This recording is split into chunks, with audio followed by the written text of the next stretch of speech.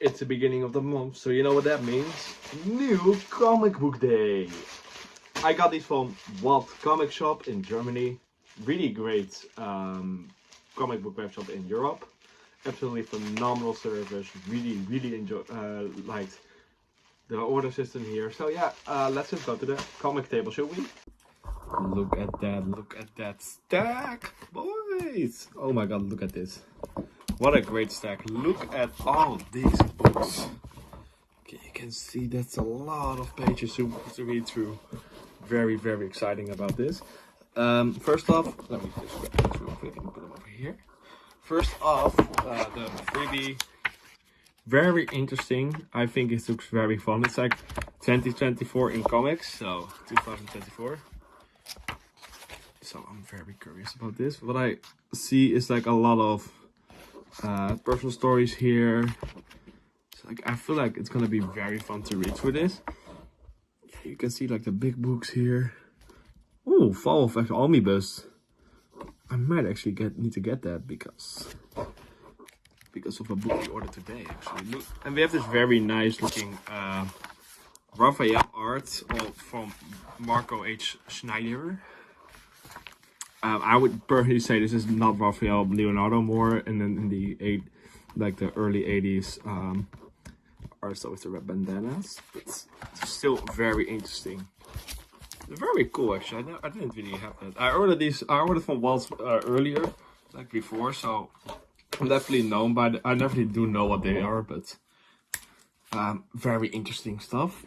What surprised me the most, we don't have Marvel must-haves here. So last time I ordered comic books from, I think it was Fall 13, if I'm correct. It was probably Fall, yeah, Fall 13. They gave me those Marvel must-haves, and same for Hank's comics. They also gave me like a Marvel must-haves and like stuff. But first off, we have the Avatar: Last Airbender, the Promise Omnibus. If you grow up during the same era as me, like early 2000s, like 2000 to like 2010, you definitely know about Last Airbender.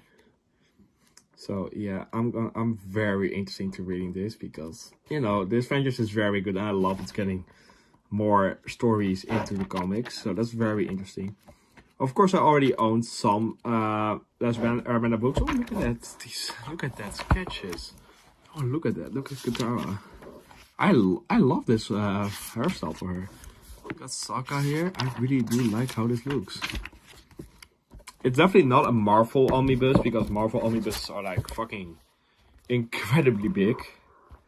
But we have over here the Promise Omnibus, and then if you compare it to like a normal sized standard comic book from Last Airbender, you can definitely see I have the search here. The search for part 1, I have part 1 and 3, so I need to pick up parts 2, so I might actually find some. I still need to find if I can find all of them again, otherwise I have to read that one online. You can definitely see the size of the books are definitely the same. It's the same size, so that's interesting. Like, so like I can stack them up pretty well. But you can definitely see, this is the Search, and this is the Promise. The Promise is way bigger. So this is like all books combined. This is like just one book. Not that it's bad, like, hey, I like having both, So that's definitely interesting. Really interested to start to read this stuff. I'm definitely gonna talk about this more later. This book. I'm gonna give you guys an update whenever I get by reading it. Next up, we're going into X-Men because we love X-Men. We have the House of X and Powers of 10 book, created by Jonathan Hickman. Hickman is known for Secret War, the latest Fantastic Four one, I think from 2018. I don't know if he's still writing it. Don't think he does because he moved on to other books. He also stopped writing mutants, but I heard this guy can read some mutants. So I'm very interested in this. Jonathan Hickman is also making a version of, I think, the Ultimate Comics. They're reviving the Ultimate Comics again, so that's very interesting. Look at magic there, nice. Rogue is an Excalibur, I didn't even know that. can buy as well. I have this book. I can definitely grab that real quick after this. Jonathan Hickman, amazing art, amazing person. I really want to meet him at a con or something, because I'm definitely going there if he goes. What I already said, I already own a Cocoa Era book. The X-Men one from Hickman, Aviland, and Joe. So these are different writers, because you can see Hickman is here, but you know, there's different writers on this book than this one. This is volume 1. For both collection books, you can see that the size is definitely a lot bigger than from the Cocoa Era book from House of X and Powers of 10. I will talk a bit about the Cocoa Era. I have not started yet, so it might be a bit hazy, but oh my god, I can't wait to start this one as well. You can never see the size difference here. Like it's the same size, so like I can stack them up against each other, very nice. But you can definitely see the quantity in this book is less than this one, but it's a full story arc. It's just a volume 1 of the story from the X-Men one from Jonathan Hickman. Yes, House of X and Powers of 10. This is where the Cocoa Era starts. So what I have heard, you can definitely get into X-Men by this. This can be your first couple of books, and that will be fine. So if you want to start into X-Men, I think you should start here. Or if you want to start reading some 80s, 90s, 70s, start with Dark Phoenix Saga. Phoenix Saga, I mean, a bit more old writing, but very good. Yes, the Cocoa Era. This is after House of M. I feel like everyone knows the events of House of M, so I will not go about this, but it is a very modern X-Men 2017. This started in there. As you can see, the canon order is a bit complicated. As you can see here, wait, no, I don't think I can find it here. I don't think so. That's a bit sad. The canon reading order is House of X 1, and then Powers of 10 1, and then you go Powers of 10 2, and so forth. You know, so like it's like a bit different, but like it's not a lot different. I'll definitely link a comic guide on here on where you should start or not. Because yeah, this looks very interesting. I can't wait to start reading this. After I finish Dark Phoenix Saga, I'll definitely start reading this. Like, you can look at the different arts. I personally really like this art. This is amazing artwork. You can just see how differently everything looks. One thing I do know, they're focusing a lot on Moira McTaggart. This is all Moira McTaggart. Pretty. I mean, yeah, she's always been in the franchise, but like in the movies.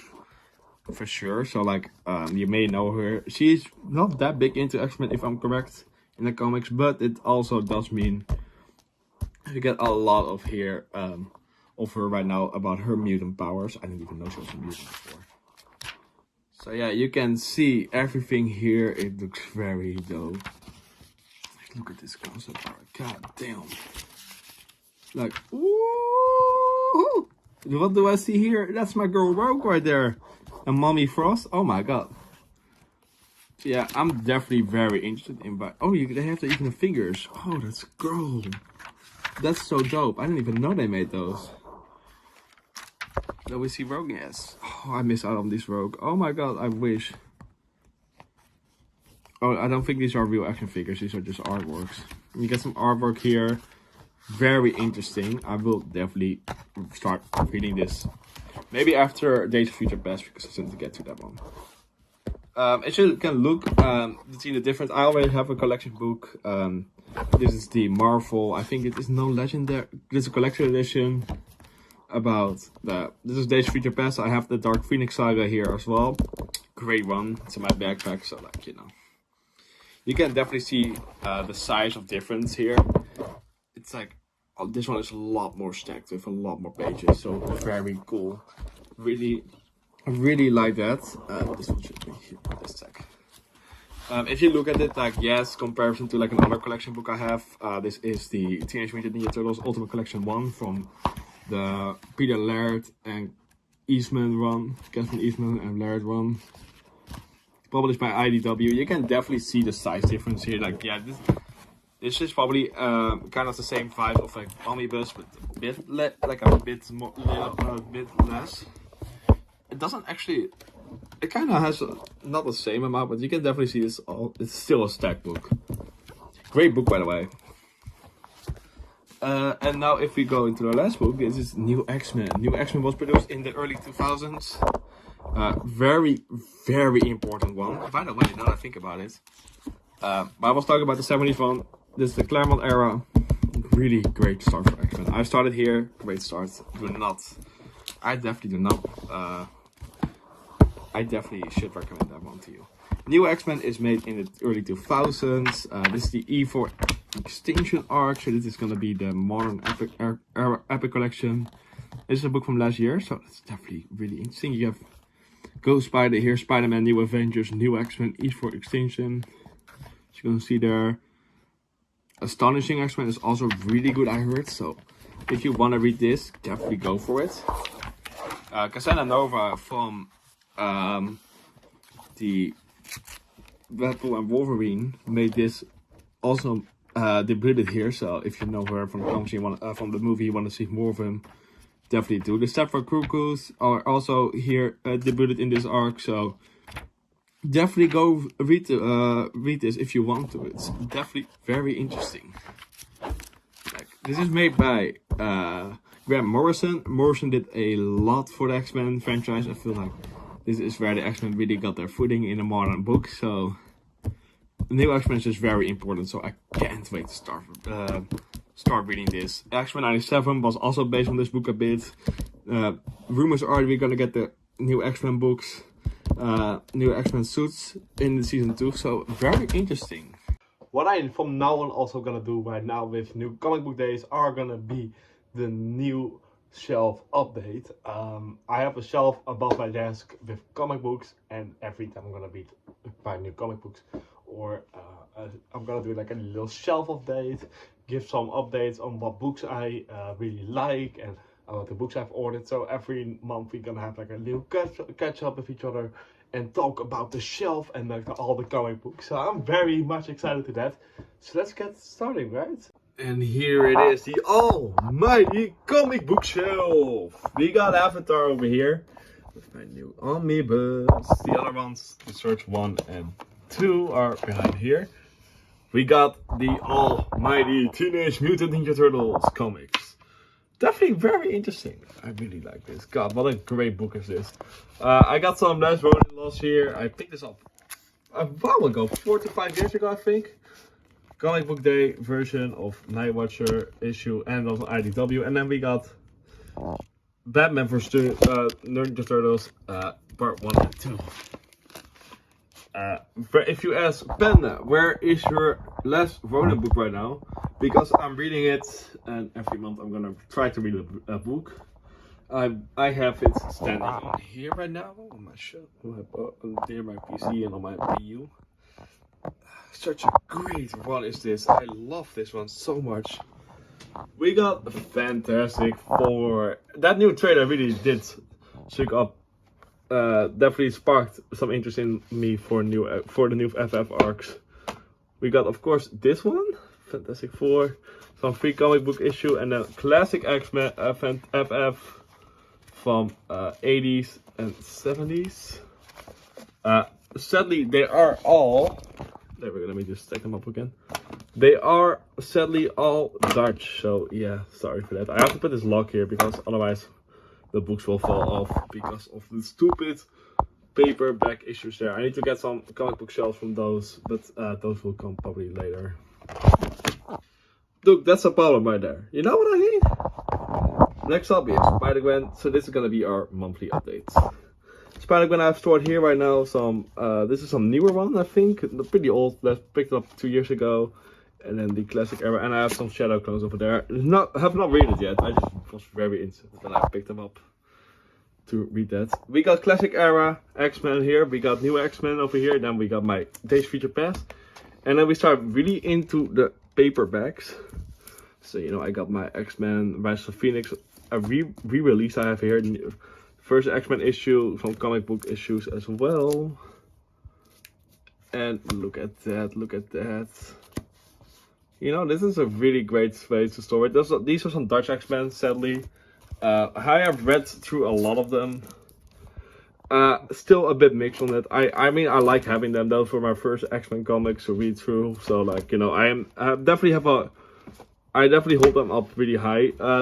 Remember, Dark Phoenix is in my bag, so that will become on the show after, behind New X-Men. We got Krakoa right there with the X-Men version of House of X. So it's epic. Is it an epic collection? I don't know, collection book. Let's go collection book, and we got the X-Men Volume 1 over here, and then we have the From the Ashes. If you remember last month, I made it up that I have main X-Men run here, or it was like, no, Astonishing was standing here, then we had Uncanny, and then here the main run. And then we have Classic over where Spider-Man was, but I wanted it a bit different, so now we have a story like that, Classic X-Men over all there, and then we got Uncanny. Holy shit, wait. Myself added that shit out. I got some main run over here, then Uncanny over there, and then we start around here into the Astonishing one. That's how I have it set up yet. So this is the new comic book day for February. Look at that. Look at that stacked shelf right there. Ooh, boy. Alright, thank you all for watching. Have a great night. Bye. I never felt like I never felt like baby, still with me. You gotta tell now. I never felt like I never felt like baby, still with me. You gotta tell now. I never felt like I never felt like baby, still with me.